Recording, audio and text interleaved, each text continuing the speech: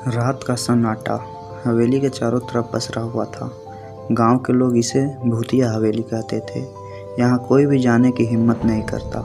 हवेली के दरवाजे जर्जर हो चुके थे, खिड़कियाँ टूटी हुई और चारों तरफ घने पेड़ थे।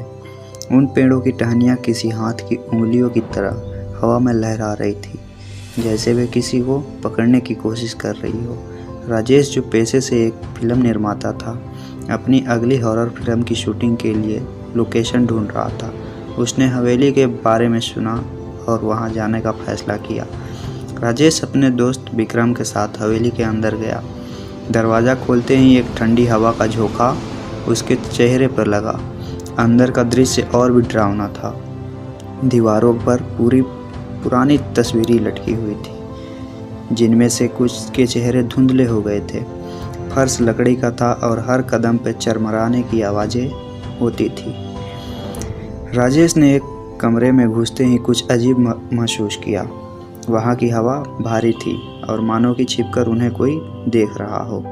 जैसे ही वे आगे बढ़े, हवेली के अंदर कुछ आवाज़ें सुनाई देने लगी। ऐसा लग रहा था जैसे कोई धीमे धीमे उनके पीछे चल रहा हो। राजेश ने अपनी टॉर्च निकाली और चारों तरफ रोशनी की। अचानक एक कोने में एक महिला की रोने की आवाज़ आई। दोनों ठिठक गए। विक्रम ने हिम्मत जुटाई और आवाज़ की दिशा में बढ़ा। जैसे ही वे वहां पहुंचे, अचानक सब कुछ शांत हो गया। एक पुरानी कुर्सी हिल रही थी, मानो कि किसी ने अभी अभी उस पर से उठकर चला गया हो। हवेली के सबसे बड़े कमरे में दीवार पे एक बड़ा धूल से भरा आईना टंगा हुआ था।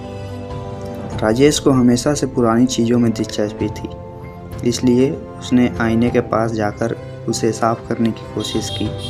लेकिन जैसे ही उसने आईने को छुआ, उसमें अजीब सी आकृतियाँ दिखाई देने लगी। आईने में उसकी खुद की परछाई नहीं थी, बल्कि वहाँ एक महिला का अक्स था, जिसकी आंख सीधी राजेश को घूर रही थी। वह सफ़ेद साड़ी में थी और उसके बाल बेहतरीन थे। एक क्षण के लिए उसकी आंखें लाल हो गई और अचानक वह आईने से बाहर आने लगी। राजेश और विक्रम ने वहाँ से भागने की कोशिश की, लेकिन दरवाजे अचानक से बंद हो गए। कमरे की हर चीज़ हिलने लगी। दीवारों पर लटकी तस्वीरें ज़मीन पर गिरने लगी। हवेली के हर चीज़ अब जान सी आ गई थी। तभी राजेश को एक पुरानी किताब मिली। उस किताब में हवेली की मालकिन की कहानी थी, जो अपने पति की हत्या के बाद यहाँ मर गई थी। उसकी आत्मा अब हर किसी से बदला लेना चाहती थी जो हवेली में आता था। राजेश ने किताब को बंद किया, लेकिन तब तक बहुत देर हो चुकी थी। विक्रम गायब हो चुका था और हवेली में केवल राजेश की चीखें गूंज रही थी। अगली सुबह जब गांव वाले हवेली के पास आए, लेकिन उन्हें राजेश या विक्रम का कोई नामो निशान नहीं मिला। हवेली फिर से शांत हो गई थी, लेकिन हवेली के दरवाजे पर एक नया नाम लिखा था, राजेश। अब वो हवेली का नया मालिक बन चुका था।